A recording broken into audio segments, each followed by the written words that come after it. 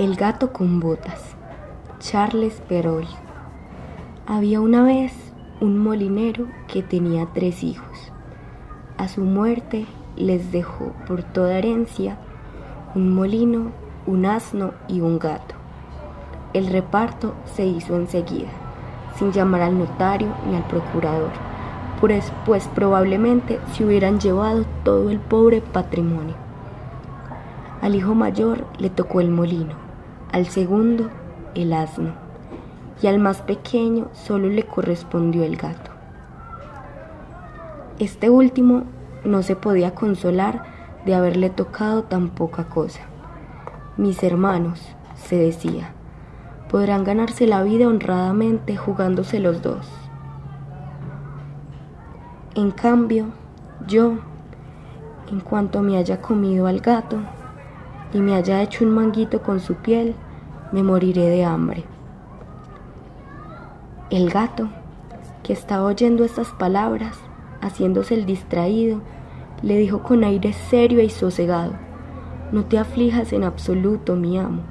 No tienes más que darme un saco y hacerme un par de botas para ir por los zarzales, y ya verás que tu herencia no es tan poca cosa como tú crees». Aunque el amo del gato no hizo mucho caso al oírlo, lo había visto valerse de tantas estratagemas para cazar ratas y ratones, como cuando se colgaba por sus patas traseras o se escondía en la harina haciéndose el muerto, que no perdió la esperanza de que lo socorriera en su miseria. En cuanto el gato tuvo lo que había solicitado, se calzó rápidamente las botas, se echó el saco al hombro, cogió los cordones con sus patas delanteras y se dirigió hacia un coto de caza en donde había muchos conejos. Puso salvado y hierbas dentro del saco.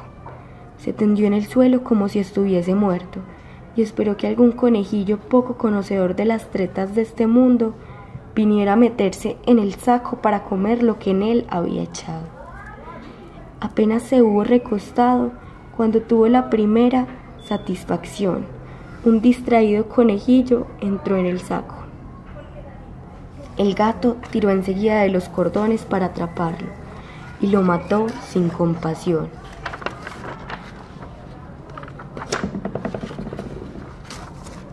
Muy orgulloso de su presa, se dirigió hacia el palacio del rey y pidió que lo dejaran entrar para hablar con él.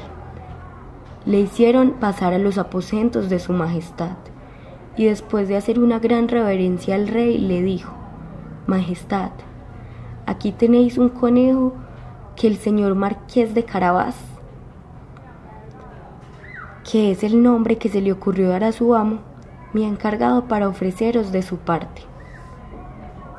«Dile a tu amo», contestó el rey, «que se lo agradezco y que me halaga en gran medida». Otro día fue a esconderse en un trigal, dejando también el saco abierto, en cuanto 2 pérdices entraron en él. Tiró de los cordones y cogió a las 2. Enseguida fue a ofrecérselas al rey, tal como había hecho con el conejo de campo. Una vez más, el rey se sintió halagado al recibir las 2 pérdices y ordenó que le dieran una propina.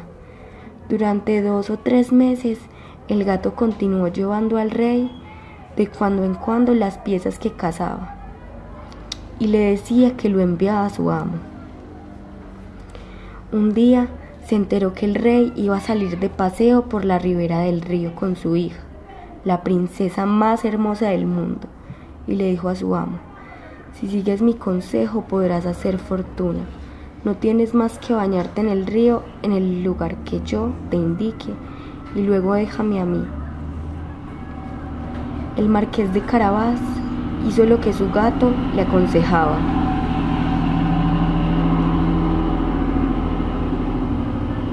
Sin saber con qué fines lo hacía. Mientras se bañaba, pasó por allí el rey, y el gato se puso a gritar con todas sus fuerzas: «¡Socorro, socorro! ¡Que se ahoga el Marqués de Carabás!». Al oír los gritos, El rey se asomó por la ventanilla y, reconociendo al gato que tantas piezas de casa le había llevado, ordenó a sus guardias que fueran enseguida en auxilio del marqués de Carabás.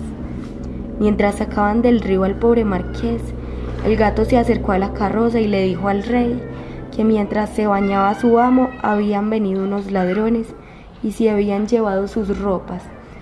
A pesar de que él gritó con todas sus fuerzas pidiendo ayuda, el gato las había escondido en una enorme piedra. Al instante, el rey ordenó a los encargados de su guardarropa que fueran a buscar uno de sus más hermosos trajes para el señor marqués de Carabás. El rey le ofreció 1000 muestras de amistad, y como el hermoso traje que acababa de darle realzaba su figura, pues era guapo y de buena presencia, la hija del rey lo encontró muy de su agrado, de modo que en cuanto el marqués de Carabás le dirigió 2 o 3 miradas muy respetuosas y un poco tiernas, ella se enamoró locamente de él. El rey quiso que subiera a su carroza y que los acompañara en su paseo. El gato, encantado al ver que su plan empezaba a dar resultado, se adelantó a ellos y, cuando encontró unos campesinos que segaban un campo, les dijo: «Buenas gentes, si no decís al rey que el campo que estáis segando pertenece al señor marqués de Carabás, seréis hechos picadillo como carne de pastel». Al pasar por allí, el rey no dejó de preguntar a los segadores que de quién era el campo que estaban segando. «Estos campos pertenecen al señor marqués de Carabás», respondieron todos a la vez, pues la amenaza del gato los había asustado. El gato, que iba delante de la carroza, seguía diciendo lo mismo a todos aquellos con quienes se encontraba, por lo que el rey estaba asombrado de las grandes posesiones del marqués de Carabás. Finalmente, el gato con botas llegó a un grandioso castillo, cuyo dueño era un ogro, el más rico de todo el país, ya que todas las tierras por donde el rey había pasado dependían de aquel castillo. El gato, que por supuesto se había informado de quién era aquel ogro y de lo que sabía hacer, pidió hablar con él para presentarle sus respetos, pues no quería pasar de largo sin haber tenido ese honor. El ogro lo recibió tan cortésmente como puede hacerlo un ogro y lo invitó a descansar un rato. «Me han dicho», dijo el gato, «que tenéis la habilidad de poder convertiros en cualquier clase de animal, que podéis transformaros en león o en elefante, por ejemplo». «Es cierto», dijo impulsivamente el ogro, «y os lo voy a demostrar convirtiéndome ipso facto en un león». El gato se asustó mucho de encontrarse de pronto delante de un león, y con gran esfuerzo y dificultad, pues sus botas no valían para andar por las tejas, se encaramó al alero del tejado, viendo luego el gato que el ogro había tomado otra vez su aspecto normal. Bajó del tejado confesando que había pasado mucho tiempo. «También me han asegurado», dijo el gato, «que sois capaz de convertiros en un animal pequeño, como una rata o un ratón, aunque debo confesaros que esto sí me parece imposible».